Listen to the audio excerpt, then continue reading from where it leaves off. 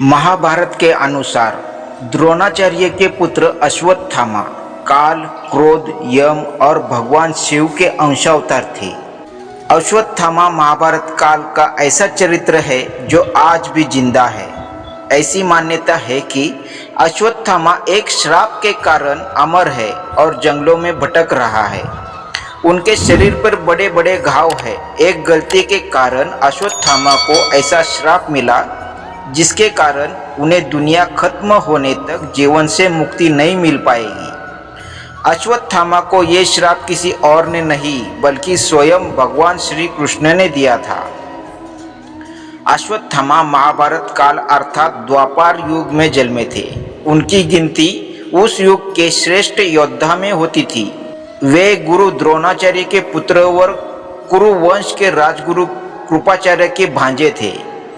द्रोणाचार्य ने ही कौरव और पांडवों को शस्त्र विद्या में पारंगत बनाया था। अश्वत्थामा भी अपने पिता की भांति शस्त्र और शास्त्र विद्या में निपुण थे। पिता पुत्र की जोड़ी ने महाभारत के युद्ध के दौरान पांडवों की सेना को छिन्न भिन्न कर दिया था। पांडव सेना को हरा हुआ देखकर श्री कृष्ण ने द्रोणाचार्य का वध करने के लिए युधिष्ठिर से कूटनीति का सहारा लेने को कहा। इस योजना के तहत युद्ध भूमि में यह बात फैला दी कि अश्वत्थामा मारा गया है। इससे द्रोणाचार्य शोक में डूब गए और पांडवों ने मौका देखकर द्रोणाचार्य का वध कर दिया। अपने पिता की छल से हुई हत्या का बदला लेने के लिए जब अश्वत्थामा ने पांडव पुत्रों का वध कर दिया और पांडव वंश के समूल नाश के लिए उत्तरा के गर्भ में पल रहे अभिमन्यु पुत्र परीक्षित को मारने के लिए ब्रह्मास्त्र चलाया, तब भगवान श्री कृष्ण ने परीक्षित की रक्षा कर दंड स्वरूप अश्वत्थामा के माथे पर लगी मणि निकालकर उन्हें तेजहीन कर दिया और युगों युगों तक भटकते रहे का श्राप दे दिया। अश्वत्थामा ने पांडव पुत्रों की हत्या कर दी, तब भगवान श्री कृष्ण ने उन्हें ये श्राप दिया। पांडव पुत्र के हत्या के बाद अश्वत्थामा भागा, तब भीम ने उसका पीछा किया और अष्टभा क्षेत्र में दोनों में गदा युद्ध हुआ। अश्वत्थामा ने जब जन्म लिया तब उसने अश्व के समान घोर शब्द किया। इसके बाद आकाशवाणी हुई कि यह बालक अश्वत्थामा के नाम से प्रसिद्ध होगा।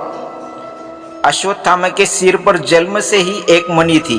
द्रौपदी ने अर्जुन की प्रार्थना पर गुरुपुत्रों को प्राण दान दे दिया, लेकिन सजा के तौर पर मणि छीन दी और उसके बाल काट लिए। उन दिनों बाल काट लेने का मतलब मृत्युदंड माना जाता था।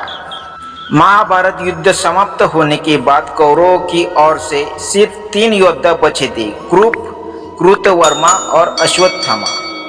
कृप हस्तिनापुर चले गए। कृतवर्मा द्वारिका। शाप से दुखी अश्वत्थामा को व्यास मुनि ने शरण दिया। असीरगढ़ किले में स्थित तालाब में स्नान करके अश्वत्थामा शिव मंदिर में पूजा अर्चना करने जाते हैं।